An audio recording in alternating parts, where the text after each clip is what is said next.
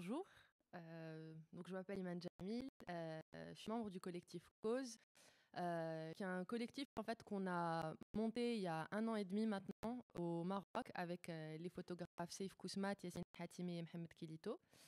Et en fait, je vais peut-être commencer par ça. En fait, tu as posé la question de pourquoi en fait se mettre en collectif.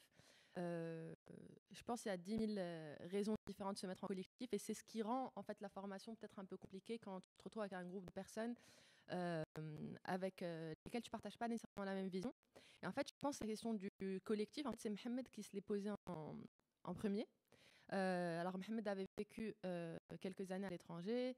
Il avait passé pas mal de temps au Canada. Et en fait, quand il a commencé la photo, ça coïncidait avec son retour au Maroc. Et, euh, et en fait, je pense qu'il avait vraiment conscience du travail solitaire que c'était. Et, euh, et je pense aussi qu'il venait d'un background assez collaboratif, qu'il voulait remettre en place au Maroc. Et en fait, il avait essayé plusieurs fois en tout cas, d'en discuter avec d'autres photographes ou d'autres artistes plus largement. Et en fait, ça n'a jamais marché. Ça n'a jamais marché parce que le collectif n'a pas une définition exclusive et qu'au final, c'est un mot qui ne représente que ce qu'il est. En fait, c'est assez simple. Se mettre en collectif, c'est to gather a group of people. Mais en fait, à partir de cette définition-là, tu en fais vraiment ce que tu veux. Et, euh, et en fait, on a eu énormément de chance parce qu'on s'est vachement retrouvé dans la manière avec laquelle on souhaitait définir le collectif. En fait, on s'est très très rapidement rendu compte qu'on se complétait, mais sur absolument tous les points. Et, euh, et du coup, donc, ça s'est fait aussi pendant le confinement. Et je pense assez indéniablement, ça venait aussi à la fois d'une urgence, mais aussi du fait que pendant le confinement, on consommait énormément d'informations visuelles. Il y a eu énormément d'expositions en ligne. Euh, Forcément, on regardait beaucoup de livres photos, on regardait beaucoup d'actualités. Et je pense qu'il y avait cette envie pressante aussi de créer, mais autrement que avant la pandémie. Et aussi, on s'est rendu compte que, au final, avec une pandémie, en fait, on ne peut pas faire grand-chose tout seul. Et donc voilà. Donc, moi, je connaissais un peu Mohamed. Je connaissais pas du tout Seif Kousmat. Et Yasmine Hatimi, enfin pareil, je l'avais déjà croisé à quelques reprises, mais globalement, en fait, voilà, il n'y avait pas de noyau qui existait déjà, quoi. Et, euh, et donc, ce qu'on a commencé à faire, en fait, c'était des réunions en ligne. Et puis, dès qu'on a levé le confinement au Maroc, en fait, on s'est retrouvé chez moi à Casablanca pendant 3 jours. Et en fait, on s'est enfermé, on n'est pas du tout sorti, et on a vraiment défini notre manière de voir le collectif. On est tous, je pense, assez disciplinés, très bosseurs. Et donc, même si moi, je pense qu'on parlera aussi de ces questions-là cet après-midi, mais même si on n'a pas de statut légal, en fait, on a quand même fait un règlement, une charte de 4-5 pages. Everything is pretty established in our collective. Et, euh, et du coup, donc voilà, on s'est dit, il y a beaucoup de. C'est venu aussi d'une sorte de méfiance qu'on a remarqué dans les cercles d'art, mais de photographes plus particulièrement, où rien que Casablanca, par exemple, c'est une ville immense. Il y a énormément d'artistes, mais c'est une seule grande communauté. Donc, tu es forcément amené à en rencontrer plusieurs, tout le temps, en soirée, enfin bref. Mais en fait, on parle assez difficilement de notre travail.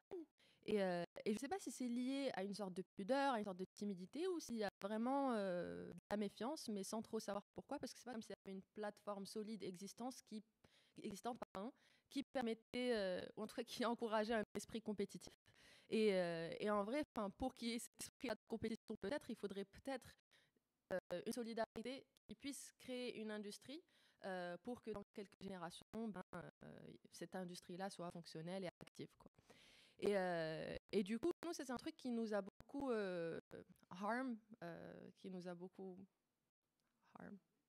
Non, harm, pas handicapé. Handicapé, c'est trop. Enfin, en tout cas, ouais, en fait, on ne se sentait pas nécessairement à l'aise à ne pas, en fait, à tout garder pour soi, à ne pas partager les informations, le processus de travail, les doutes. Et en fait, on s'est rendu compte qu'on le faisait très très facilement à quatre, mais au-delà en fait de le faire facilement, que c'était devenu nécessaire en fait d'avoir les conseils des autres. Et, euh, et donc voilà, en fait, le collectif en fait, il s'est formulé autour de trois points forts, je pense. Le premier, et ce qui a constitué en fait notre première année ensemble, c'était de faire une sorte de remise à niveau en fait. Donc qu'à quatre, on fasse un partage de tout, de skills, de données, euh, de contacts, vraiment de tout, pour que chacun puisse faire cette remise-là à niveau et pour qu'on puisse justement gagner des grants, gagner des prix, pour pouvoir continuer à travailler sur nos projets. Et en fait, ça s'est super bien passé. Donc on a été très discret, par exemple, sur les réseaux sociaux, mais en vrai, on rentre complètement dans le planning qu'on avait mis en place il y a 1 an et demi, qui était, voilà, maintenant, c'est cuisine interne, on est quatre, on a à chacun des lacunes dans telle chose, moins dans d'autres. Donc maintenant, comment est-ce qu'on fait grâce à l'aide des autres pour pallier à ça?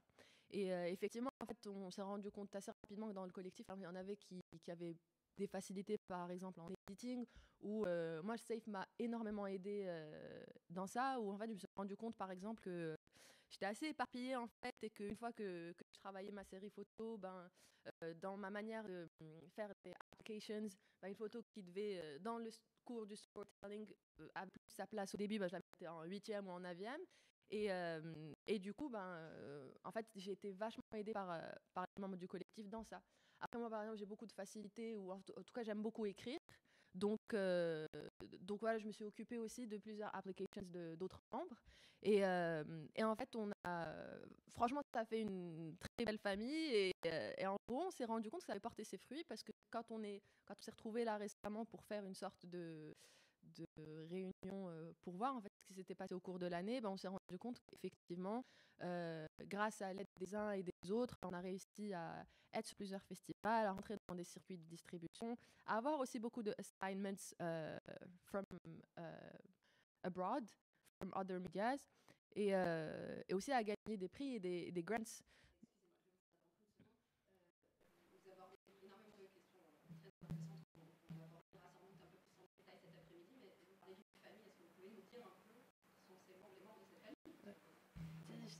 J'allais dire au début, excusez-moi pour toutes les parenthèses que je vais faire. Alors, les membres. Alors, les membres du collectif. Alors, il y a Yasmine Hatibi, qui est une photographe basée à Casablanca, qui a étudié le cinéma et la photographie en Espagne. Et en fait, qui s'est beaucoup intéressée à la photo de mode, qui, dans ses recherches, essaie en fait de trouver justement, de faire des ponts entre une photographie plutôt esthétique, mais qui raconte en fait des choses documentaires. Il y a Mohamed Kilito, qui, comme je disais tout à l'heure, est rentré au Maroc après plusieurs années passées à l'étranger, notamment au Canada, qui est rentré donc il y a 5-6 ans, il me semble, et qui a commencé la photographie assez tard, et qui s'est beaucoup intéressé à la photographie par des questions sociologiques ou de sciences politiques, parce qu'il a aussi une formation en sciences politiques, et qui fait principalement de la photographie documentaire. Il y a Saif Kousmat, qui a commencé sa pratique de la photographie, je pense en 2014, donc il y a quelques années déjà, qui fait de la photographie documentaire, qui a fait du photojournalisme aussi, d'ailleurs qui vient de gagner le prix du photojournalisme de la revue C'est Moi. Et du coup, qui pareil en fait est dans une recherche constante en fait de comment en fait faire le lien entre enfin en fait, cette envie-là de raconter des choses du terrain, mais pas de manière complètement attendue, comme l'a fait pendant très très longtemps en tout cas le photojournalisme. Et puis à moi, donc Iman Jamil, qui vient plus de la science-fiction en fait que d'autres choses. Je peux raconter des histoires où il y a des dinosaures qui volent, ça me va. Et du coup, en fait, moi, déjà en collectif, en fait, bon, Yasmine a étudié la photographie et le cinéma, mais sinon, on est tous les trois autodidactes. Et en fait, moi, je viens vraiment de la fiction. J'ai été très, très inspirée pendant longtemps de la littérature. Pas tant des essais sociologiques ni quoi que ce soit, mais vraiment de la fiction, de la science-fiction. Et du coup, en fait, moi, mon gros challenge en photo, c'est en fait comment est-ce que je peux faire du docu-fiction, ou en tout cas de raconter des choses qui me touchent beaucoup, qui me tiennent à cœur, qui sont vraiment au cœur de l'actualité, mais tout en ayant un univers esthétique très scénographié, où tu as deux couches. Tu as à la fois la donnée sociologique et puis la donnée de scénarios fictifs. Enfin, voilà, comment est-ce que les deux peuvent cohabiter, quoi. Donc voilà, on est les 4 membres du collectif Cause, qui d'ailleurs veut dire en amazigh 4. Donc le choix n'était pas anodin en fait. Non, et puis on aimait bien ce double sens en fait, c'est Cause 4 et c'est cause collective, donc it sounds like a cause, quoi. Et bon, si je résume un peu ce que vous venez de dire, vous avez des univers très très différents, vous venez de milieux aussi différents, vous avez une pratique différente, ça ne vous empêche pas de faire collectif pour autant. Non, et au contraire, en fait, je pense qu'on a gagné énormément de choses tous les 4 en fait. Au début, je me rappelle qu'on s'était posé cette question-là en fait. Est-ce que le fait de trop fréquenter quelques photographes, en fait, d'être toujours en contact avec leurs œuvres, ne va pas à un moment donné, malgré toi, te mener vers un chemin plutôt qu'un autre? Sauf que je pense qu'on a, en fait, on est assez ancré dans nos pratiques pour vraiment à travers des échanges ou des confrontations visuelles prendre ce qu'on a à prendre de l'univers des uns et des autres. Et ça, par exemple, moi, je sais que ça m'a, à titre très personnel, que ça m'a énormément apporté, parce que comme je disais tout à l'heure, moi, si je peux écrire une histoire sur les dinosaures, ça me va. Mais j'ai aussi envie de raconter des choses de l'actualité. Et en fait, je me suis vachement retrouvée dans des conversations que j'ai pu avoir avec les autres membres, où en fait, c'est comment est-ce que tu peux trouver un entre-deux. Et en fait, on s'est vachement guidé, on s'est donné pas mal de références.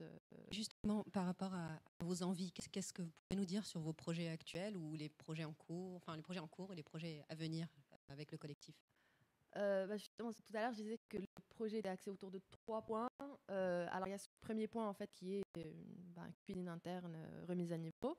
Et puis, alors, le deuxième point, c'est plus un point éducatif, où, je pense universellement, la photographe, ça reste un métier quand même assez précaire.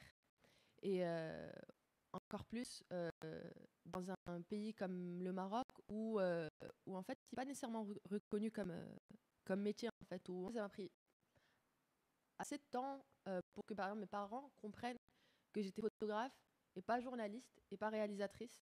Où, en fait, avant cette année, ils disaient encore, quand des gens leur demandaient ce que je faisais, que j'étais mukhrija, genre réalisatrice. Ça dépend des jours. En début de semaine, c'était réalisatrice. En fin de semaine, c'était journaliste. Et, et du coup, et il y a aussi, l'un des points en fait importants, c'était en fait la question de la décentralisation culturelle au Maroc, où je pense qu'on est tous les 4 amenés à beaucoup voyager pour nos projets, mais pas que. Et moi, je passe énormément de temps dans le sud. En général, dans le mois, pas tous les mois, mais très souvent, je passe une dizaine de jours, plus précisément vers la Lyon et Tarfaya dans le sud du Maroc. Et en fait, je pense que quand tu voyages, tu te rends compte que au-delà du gap en fait, entre classes sociales au Maroc, ce qui est vraiment aberrant et flagrant, c'est le gap entre les ruralités et les grands centres urbains. Et du coup, effectivement, tu as l'axe Casablanca, Rabat, Tanger encore, et Marrakech où il se passe beaucoup de choses. Mais en fait, dès qu'on sort, il n'y a plus rien. Et du coup, en fait, c'était une question importante pour nous de voir comment on pouvait raise awareness towards the importance of storytelling. Parce que Parce que aussi, pendant la pandémie, on s'est rendu compte d'une chose, c'est que bon, on était assez contents, nous, parce que les photographes en Afrique ont commencé à avoir du travail, parce que les frontières étaient fermées. Donc tous les Time, Le Monde et tout ça, bah, ils ne pouvaient plus trop envoyer Jean-Jacques. Et du coup, du coup, du coup, ils se sont dit, ah, bah, I think there are African photographers. Et du coup, on était là, super. Et, mais je pense que ce qu'on s'est rendu compte, moi j'ai eu des expériences plutôt l'année dernière assez, je sais même pas si c'est traumatisant ou drôle, mais où par exemple on me demandait de pitcher, je faisais des pitchs sur un A4 et ensuite une sorte de chapitrage, je sais pas comment on appelle ça, mais en tout cas voilà comment raconter l'histoire. Et puis en fait you send your story et qui est hyper spécifique en fait. Moi j'ai envoyé une story sur l'auto-entreprise dans le Sahara, bref un truc très très très spécifique. Et en fait on m'avait changé le titre. C'était passé d'un groupe d'auto-entrepreneurs qui veulent changer le paysage socio-économique par l'éducation du surf à on m'avait mis dans le titre in the southern city of Tarfaya, a group of girls struggle to surf. Ouais, c'était hyper féministe alors que et c'était hyper paradoxal parce que sur les photos, clairement, genre la réalité de la situation, c'était que 70% des étudiants étaient des meufs et le reste des mecs. Et du coup, c'est là aussi où tu poses la question de, en fait, qu'est-ce que c'est pour les journalistes que le journalisme? En fait, est-ce que tu es en train d'essayer de faire sensation ou est-ce que tu es vraiment en train d'essayer de raconter la réalité? Et du coup, c'est aussi cette question-là qui était au cœur de ce deuxième point en fait, du collectif, c'est en fait comment est-ce que tu peux embrace your daily life, en tout cas, raconter tes histoires au lieu que d'autres personnes les racontent pour toi, sachant que là, c'est pour le coup, moi j'ai eu des expériences photojournalistiques très dénaturées où en fait tu te dis, bah, le journalisme, c'est peut-être pas ce que tu penses que c'est, quoi.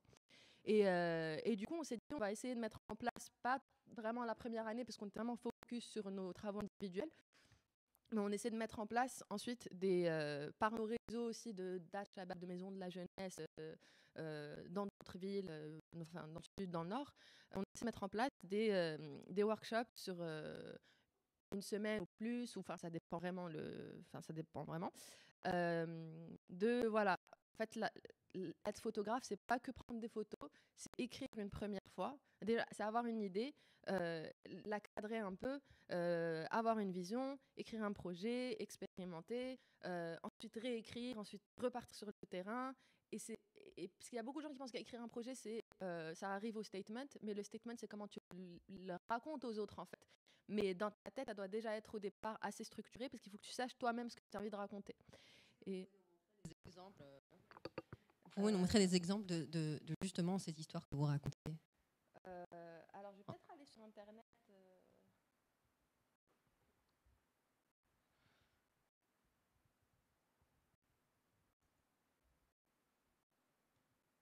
Donc, vous nous présentez le travail de Saif Kousmat, c'est ça?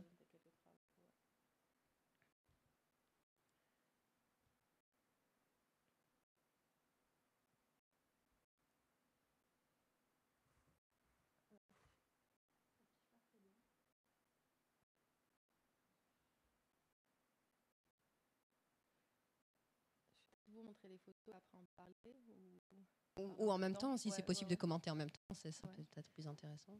Alors, Away from the Dreamland, c'est un projet sur lequel Saif a travaillé d'abord au nord du Maroc, dans les environs de Nador, où en fait il y a des forêts dans lesquelles habitent les migrants pendant un petit moment, en essayant d'aller plus tard en Espagne. Donc il avait passé quelques mois avec eux. Et en fait, il s'est rendu compte que certains n'en pouvaient plus et qu'en fait, qu'ils souhaitaient revenir dans leur pays.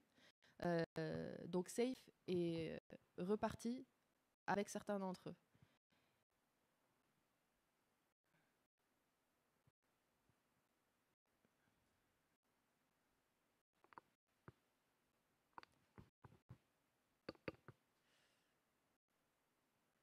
On est sur un travail qui ça rendre plus qui ça rapproche en tout cas de la photographie sociale, un peu plus du photojournalisme d'ailleurs. Je pense que c'est un peu à cheval entre les deux, photojournalisme, photographie documentaire. D'accord. c'est pour ça aussi que je disais tout à l'heure que Safe, il est en train de faire beaucoup, enfin, il est en pleine réflexion sur en fait, qu'est-ce que c'est que la photographie documentaire. Est-ce que c'est possible de faire de la photographie documentaire autrement que par les circuits classiques? En fait, ça, c'est un projet qui s'appelle Harratin Born to Serve, que Safe a fait il y a quelques années en Mauritanie, où il s'est intéressé à la caste des Harratin. Il y a les Baïdines et les Harratin. Et même si l'esclavage a été aboli, officieusement, les Harratin ont encore beaucoup de mal à avoir accès à basics, vont avoir beaucoup plus de mal à avoir accès à la santé, à l'éducation. Et, et il en a fait un livret ensuite. Donc il a auto-édité et il l'a fait à 200 exemplaires. Donc ça, c'est juste quelques exemples des histoires qu'on essaie de raconter.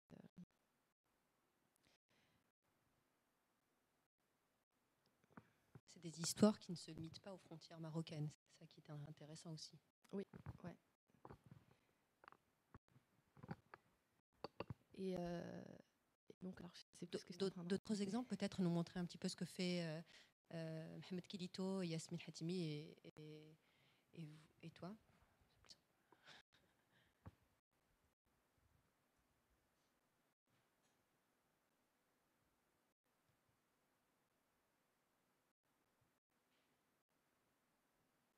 C'est un projet qui a pas mal circulé ces 2 dernières années en France, je pense. Il a été exposé dans pas mal de festivals. Alors, c'est un projet qui s'appelle Among You, qui est sur... Mohamed est en train de faire un projet sur la jeunesse marocaine, mais en plusieurs parties. Donc, il y a la jeunesse dans le rural, il y a la jeunesse dans les centres urbains. Et en fait, là, il avait travaillé avec des jeunes en fait, qui, coûte que coûte, sont assumés en termes d'orientation sexuelle, or like even the way they look, the fact of like, having multiple tattoos, alors que ça marche, c'est pas forcément en accord avec ce qu'on leur avait toujours. Ouais, voilà, exactement.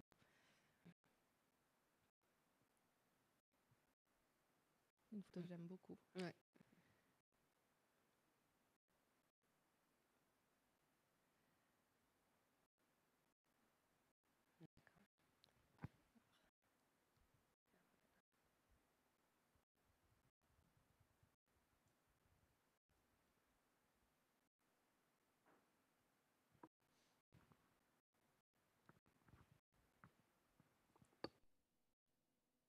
Alors ça, c'est mon dernier projet sur lequel j'ai commencé à travailler il y a 1 an, sur la ville de Tafaya dans le sud du Maroc.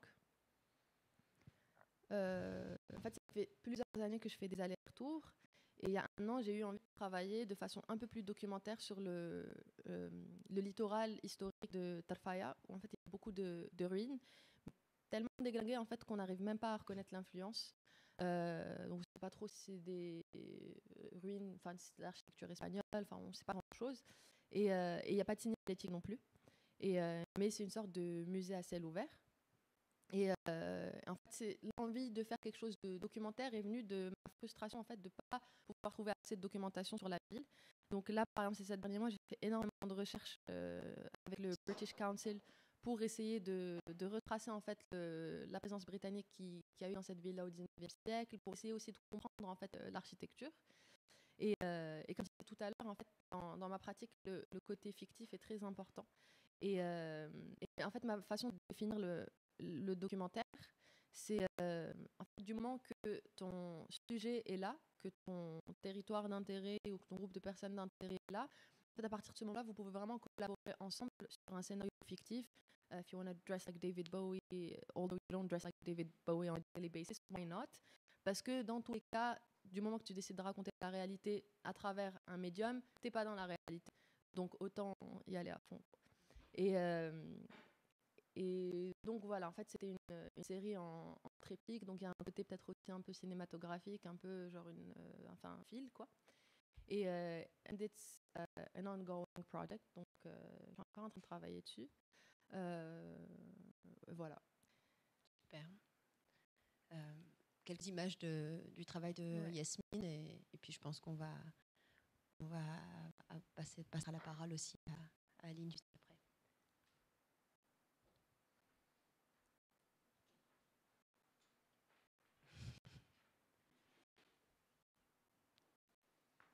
Alors Yasmine, en fait, dans sa pratique, elle questionne beaucoup les masculinités.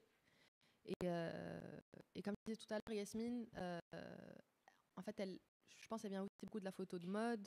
Elle fait aussi un travail commercial. Et je pense que son challenge, justement, c'est comment est-ce qu'elle peut faire de la photographie, voilà, comment est-ce qu'elle peut faire de la photographie documentaire, mais avec son background de photo très esthétique, de photo de mode. Et donc, pareil, en fait, elle fait un travail sur plusieurs chapitres. Alors, celui-là est fini. Là, elle est en train de travailler sur un deuxième chapitre qui s'appelle Chasing Butterflies. Et donc, voilà. Ça, c'est une série sur laquelle elle a travaillé il y a quelques années déjà.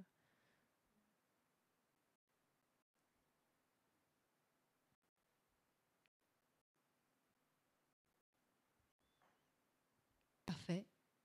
Bien, merci beaucoup pour cette présentation très riche, pleine d'informations.